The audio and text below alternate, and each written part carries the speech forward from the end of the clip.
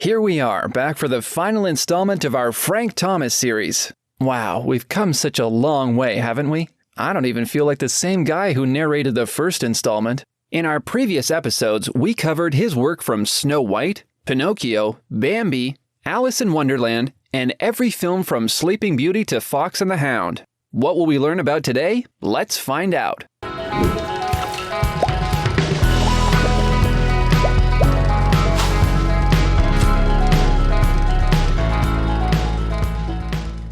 Before we start, don't forget to check out our Discord, our coffee page, and like, subscribe, comment, hit the bell, all the things. It really helps us out.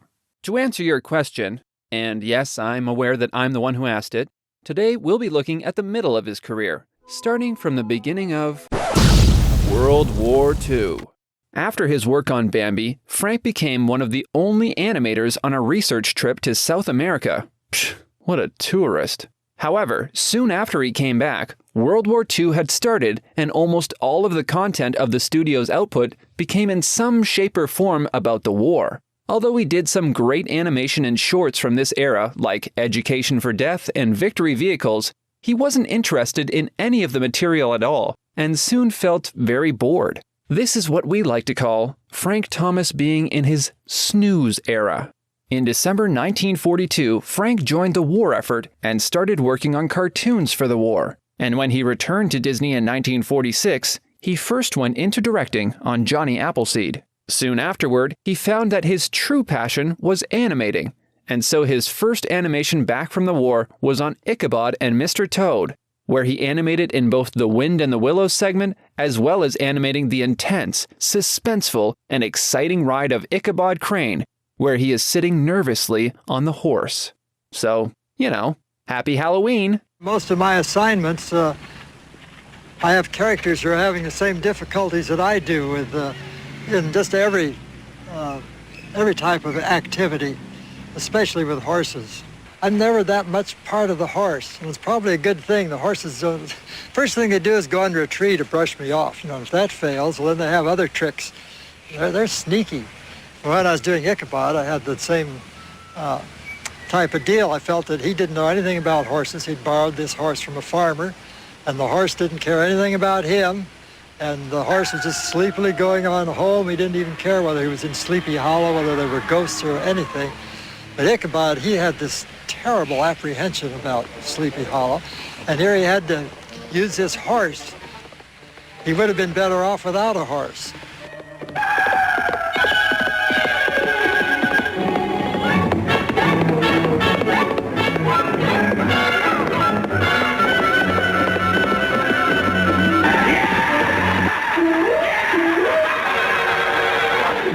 Grayson Ponte writes, "The scene has such great psychological precision, change of expression, and understatement of acting.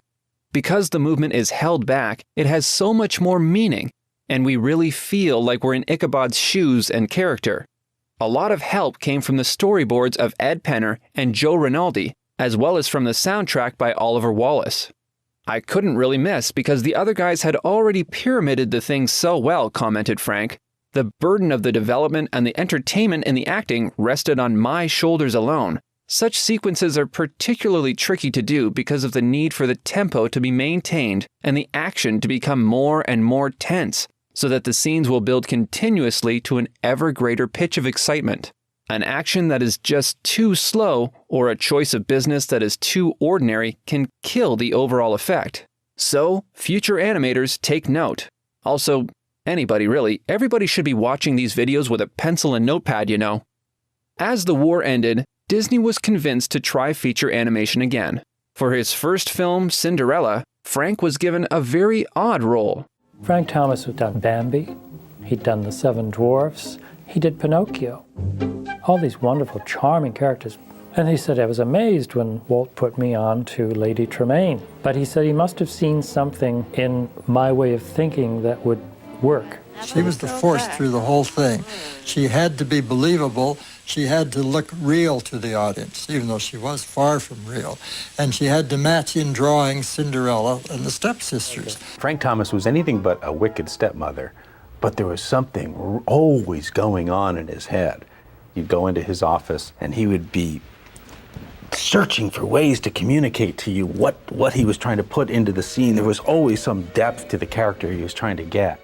Well, don't just stand there. I think that Frank, the way he did the stepmother was absolutely the right way to do it. He worried some about it being too straight, but I think she had to be the way she was, because I think she's very frightening when she looks at you. Although one of his biggest accomplishments, Thomas didn't necessarily enjoy it. The stepmother was a terrifying chore, but she was the thing that made the picture work, he reflected. Frank animated most of the footage of her with the exception of some great stuff by Harvey Toombs.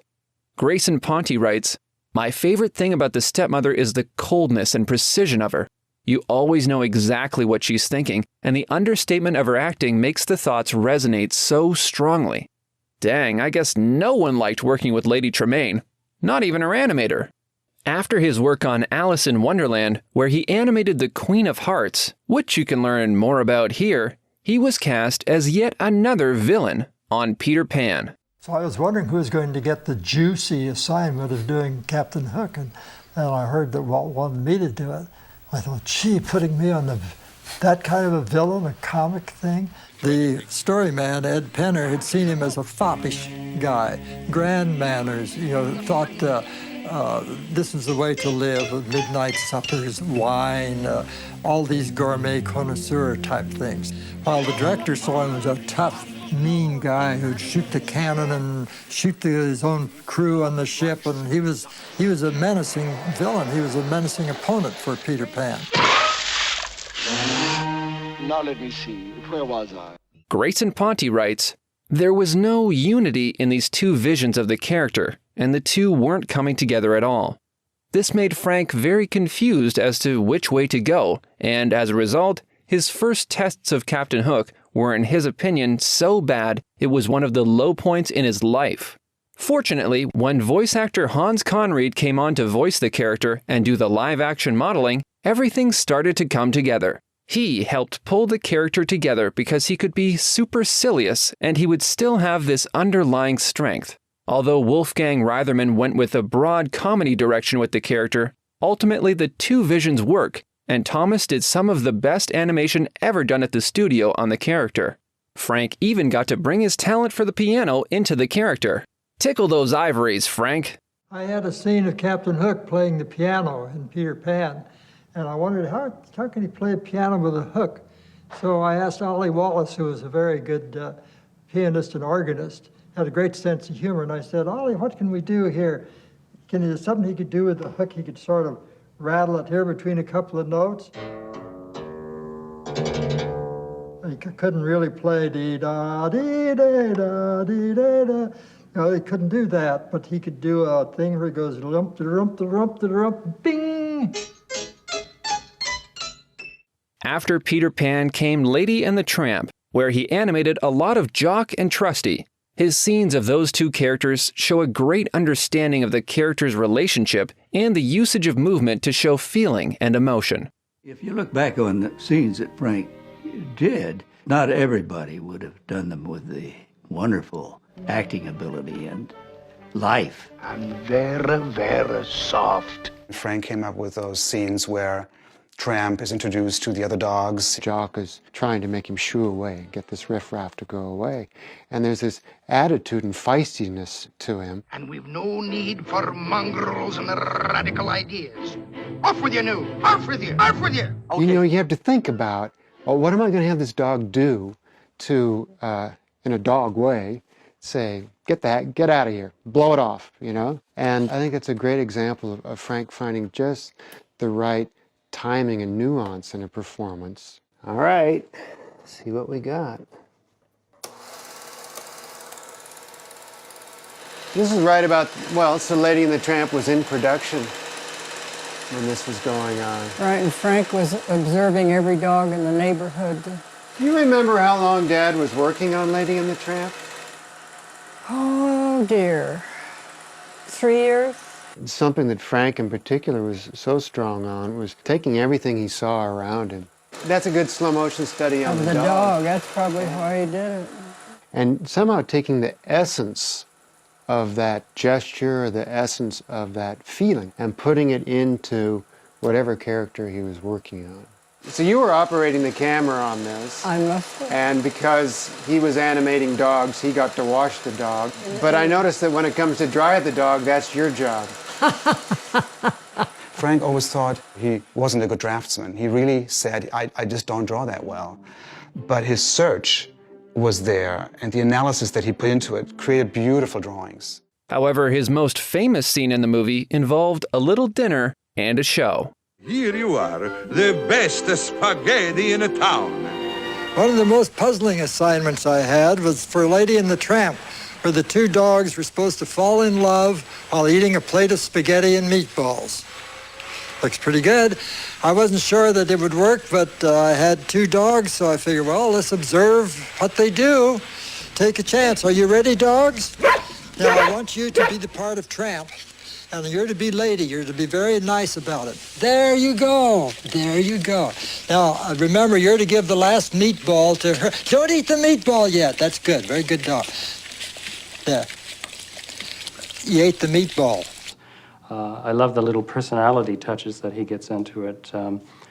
Tramp, being a dog of the streets, is not used to eating such a wonderful meal, and so he eats twice as much as Lady does in the sequence. And Lady, who is a pampered upper middle class dog and gets her at least 2 square meals a day plus snacks, is more interested in the improvisational serenade that's being performed for them. Inadvertently, they chew on a single strand of spaghetti, and then their muzzles meet, and they kiss. It's a wonderful moment, because Frank has Lady reacting just as she should, demurely pulling away. And then Tramp, there's a wonderful drawing at the end of the sequence in which he nuzzles over a meatball to her, the last one. It's his gift to her. And I could see that he's falling in love with this dog. It seems he's reflecting on what the chef told him earlier. He says, "This is the one you should settle down with." You can see it in the drawings. You can see he's realizing she's wonderful.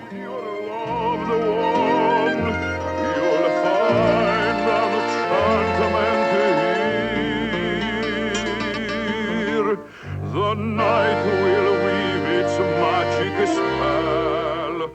I think the spaghetti sequence is a great example of great acting, because what that sequence is all about really is not 2 dogs eating spaghetti. It's about 2 dogs falling in love. And a romantic section with subtle acting needs to be handled very carefully. So the drawing has to be right on the money. I don't know that anybody else could have pulled this off like Frank Thomas did. I mean, he was the guy. When it was on storyboards and Walt saw it, Walt didn't like it, or at least he didn't think it would work. I imagine that when he thought of dogs eating spaghetti, it's going to flop up, and what's romantic about that? It's silly, it's ridiculous. So Frank took it on his own. He worked out the basic animation and it actually showed it to Walt to sell him on it. He had that in his head. He just had to actually do it before other people could see it that way. Aren't we grateful that Frank actually persisted, right? That he didn't listen to Walt. He said, no, I'm going to make this work, and I'll show him that it's going to be entertaining. After his work on the 3 fairies for Sleeping Beauty, which caused him so much stress he ended up in the hospital, you can learn more about that in this episode, he landed on 101 Dalmatians, which proved to be a much more relaxing experience. For this film, Frank worked a lot on Pongo and some of Perdita and the puppies. And I mean, what is more relaxing than puppies? Frank did an amazing scene where the little puppy is stillborn.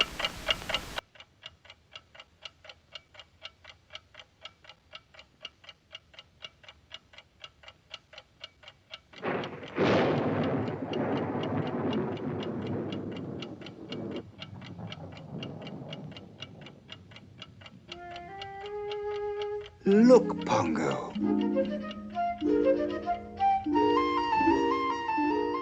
Anita! Up next came The Sword in the Stone, where Frank animated the squirrel sequence. One of my favorite sequences that Frank animated was the squirrel sequence from Sword in the Stone. Merlin and Wart are temporarily squirrels and traveling through the woods, and a young girl squirrel happens to fall in love with Arthur. Look, I'm not a boy. I mean, I'm not a squirrel. I'm a boy. A human boy, not a real. Oh, leave me alone. It's such a vivid description of falling in love, but a very poignant kind of love. The kind of love where you fall madly in love with somebody, and then after you're in love, you discover that they're nothing at all like what you thought they were. In this case, literally a different species. And I mean, we've all had relationships like that, haven't we? Merlin! Oh. So here we are. Quick, Merlin, the magic. Snick, snack, snore. There, now you see? I'm not a squirrel. I'm a boy. I tried to tell you. I'm a boy. A human boy. Oh, if you could only understand.